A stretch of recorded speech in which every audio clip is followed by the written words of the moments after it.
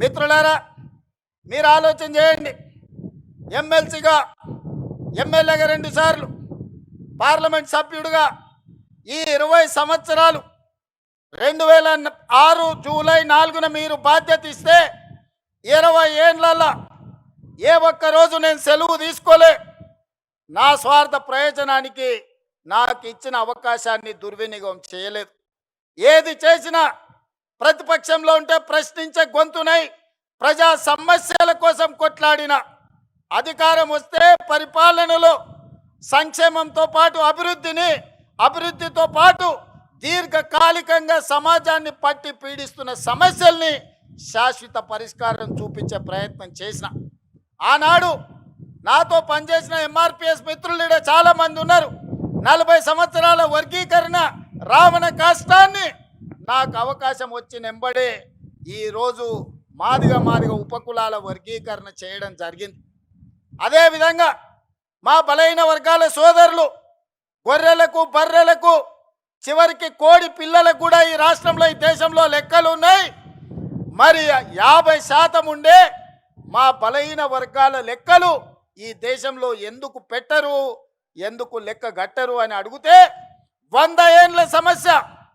ఆనాడు 1931 బ్రిటిషర్స్ లెక్క పెడితే 100 ఏళ్ళ బలహీన వర్గాల లెక్కలు పెట్టిన ప్రభుత్వమే లేదు. మా మిత్రుడు బట్టి విక్రమార్క గారి నేతృత్వంలో 100 ఏళ్ళ సమస్యకు జనగణనలో కులగణన చేసి ఎవరు ఎంతున్నారో లెక్క తేల్చడమే కాదు, లెక్క ప్రకారం వాళ్ళ వాటాలు వాళ్ళకి ఇవ్వాలి, వాళ్ళ సంక్షేమం, వాళ్ళ అభివృద్ధి వాళ్ళకి చేర్చాలి అని ఆ సమస్యకు శాశ్వత పరిష్కారం చూపించింది మన ప్రభుత్వం, ప్రజా ప్రభుత్వం. మిత్రులారా, మీరు అవకాశం ఇచ్చినందుకు ఈ దీర్ఘకాలికమైన సమస్యల్ని మనం పరిష్కరించుకోగలిగినాం. చాలామంది ఏం చేస్తాడయ్యా, అచ్చంపేట అడవుల్లో నుంచి వచ్చిండు, ఆయన గతం అనుభవం లేదు, ఆయన ప్రభుత్వాన్ని నడపలేదు, వాళ్ళ తాత ముత్తాతలు దొరలు కాదు, వాళ్ళ గడీలు లేవు, ప్రజల మీద పెత్తనం చెలాయించేది ఆయనకు రాదు అని అవహేళన చేసిరు. నేను ఒక్క మాట చెప్పదలుచుకునే వేదిక మీద నుంచి, నేను పుట్టింది గ్రామంలో అన్ని కులాలు, అన్ని మతాలను, అన్ని సమస్యల్ని, ప్రతి పేదవాడి కష్టాన్ని చూసుకుంటూనే నేను పెరిగిన. వ్యవసాయం తెలుసు, దుక్కి దున్నడం తెలుసు, విత్తనం వేయడం తెలుసు, భూమికి విత్తనానికి ఉన్న బంధం ఏందో పేదవాడికి, పరిపాలన చేసేవాడికి ఉండవలసిన అవగాహన ఏదో అవగాహనతోని గ్రామీణ ప్రాంతంలో పెరిగిన. రాష్ట్రం అంటే, దేశం అంటే ఎక్కడో లేదు, గ్రామాల సమూహమే తెలంగాణ రాష్ట్రం. 12,000 పైచలకు గ్రామ పంచాయతీలు అంటేనే తెలంగాణ రాష్ట్రం. 6 లక్షల పైగా ఉండే ఈ మొత్తం ఈ దేశంలో అన్ని గ్రామాలు, చిన్న చిన్న పల్లెలు కలిస్తేనే ఈరోజు భారతదేశం. సమస్యలు ఎక్కడుంటాయి, సమస్యలు ఎక్కడ పరిష్కరించాలి, ఈ అవగాహన గడీలలో ఉన్న దొరలకు లేకపోవచ్చు. గ్రామంలో సమస్యలు పరిష్కారం అయితే మండలం పరిష్కారం అయినట్టే, మండలంలో సమస్యలు పరిష్కారం అయితే నియోజకవర్గంలో పరిష్కారం అయినట్టే, నియోజకవర్గాలలో పరిష్కారం అయితే జిల్లాలో పరిష్కారం అయినట్టే, జిల్లాల సమస్యలు పరిష్కారం అయితే రాష్ట్ర సమస్యలు పరిష్కారం అయినట్టే, అన్ని రాష్ట్రాలలో సమస్యలు పరిష్కారం అయితే దేశం అభివృద్ధి చెందినట్టే.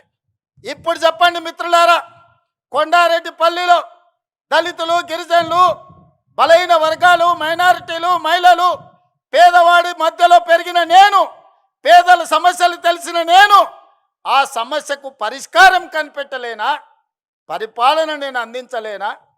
పాలమూరు బిడ్డలు పరిపాలనకు పనికిరారా?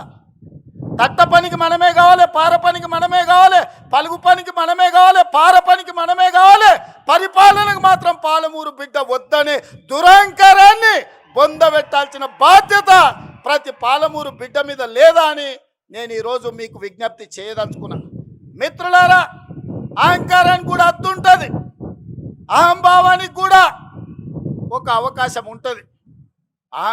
అహంభావం పెట్టేగిపోయి గద్దరన్నను గడీల ముందల 4 గంటలు ఎర్రటెండ కూర్చోబెట్టినోని ఇవాళ మనం క్షమించాలనా? ఇవాళ ఒక్కసారి ఆలోచన చెయ్యండి. యుద్ధ నౌకై పేదల గలమై తెలంగాణ రాష్ట్ర సాధనలో సమిదైన గద్దరన్న కలవడానికి వస్తే నీ గడి ముందల 4 గంటలు ఎర్రటెండకు నిలబెట్టినావు కదా, నీకు ఉరి శిక్ష వేసిన తక్కువ నాన్నే నీడున్న సోదరులు నేను అడగదలుచుకున్నా. ఇవాళ నేను మిమ్మల్ని అడుగుతున్నా, ఈ ప్రభుత్వంలో అడిగిన వాళ్లకు రేషన్ కార్డు ఇచ్చిన మాట వాస్తవం కాదా? రేషన్ కార్డు ఉన్న ప్రతి వాడికి సన్న బియ్యం ఇచ్చిన మాట వాస్తవం కాదా? ఆనాడు 4.5 లక్షల ఇందిరమ్మ ఇల్లు నియోజకవర్గానికి 3,500 ఇండ్లు ఇచ్చిన మాట వాస్తవం కాదా? ఇవాళ అదనంగా మళ్ళీ 2,000 ఇండ్లు మంజూరు చేసిన మాట వాస్తవం కాదా ప్రతి నియోజకవర్గానికి? అదేవిధంగా 200 యూనిట్లు ఉచిత కరెంటు, ఆడబిడ్డల ఆర్టీసీలో ఉచిత ప్రయాణం, 21,000 కోట్ల రూపాయల రైతు రుణమాఫీ, 36,000 కోట్ల రూపాయల రైతు భరోసా, 80,000 కోట్ల రూపాయలు ఒట్లు కొనడానికి నిధులు ఖర్చు పెట్టి ఉచిత విద్యుత్తు కోసం 30,000 కోట్ల రూపాయలు వ్యవసాయానికి బట్టి గారు ఖర్చు పెట్టిన మాట వాస్తవం కాదా? 1,76,000 కోట్ల రూపాయలు ఈ చివరి ఇప్పుడు వేసే రైతు భరోసాతోని ఈ 30 నెలల్లో మా ప్రభుత్వం ఖర్చు పెట్టింది. సరాసరిన 5,600 కోట్లు ప్రతి నెల మేము ఖర్చు పెడితే 10 ఏళ్లలో మీరు ఖర్చు పెట్టింది ఏందో లెక్కలు తేల్చండి. మొన్నటికి మొన్న మా జూపల్లి గారు సవాలు విసిరిండ్రు, 70,000 కోట్ల రూపాయల అప్పున్న రాష్ట్రాన్ని మిగులు బడ్జెట్ 16,000 కోట్ల రూపాయలతో మీకు అప్పచెప్తే 8,21,000 కోట్ల రూపాయల అప్పులు చేసిరు. 20 లక్షల కోట్ల రూపాయల బడ్జెట్ మీ చేతులకు వచ్చింది. నేను అడుగుతున్న చంద్రశేఖర్ రావు గారిని, సంవత్సరానికి 2 లక్షల డబుల్ బెడ్రూమ్ ఇల్లు కట్టినా 10 ఏళ్లలో 20 లక్షల పేదలకు ఇల్లు కట్టించేవాళ్ళు. నేను ఇక్కడికి వచ్చిన మా అక్కల్ని మా సోదరుని అడుగుతున్నా, మీ ఊర్లలో కేసీఆర్ ఎవరికైనా డబుల్ బెడ్రూమ్ ఇల్లు ఇచ్చిండా? దళితులకు 3 ఎకరాల భూమి ఇచ్చిండా? ఇంటికో ఉద్యోగం ఇచ్చిండా? 1 ఎకరాలకు నీళ్లు వారిచ్చిండా? 1,00,000 కోట్లు పెట్టి కట్టిన కాళేశ్వరం 3 ఏళ్లలో కూలేశ్వరం అయ్యింది. 1,00,000 కోట్లు గోదావరి పాలైనాయి. ఇది కేసీఆర్ పరిపాలన.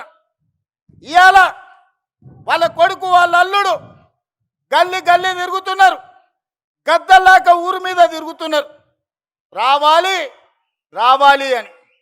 ఎవరయ్యా రావాలి అని నేను అడిగిన.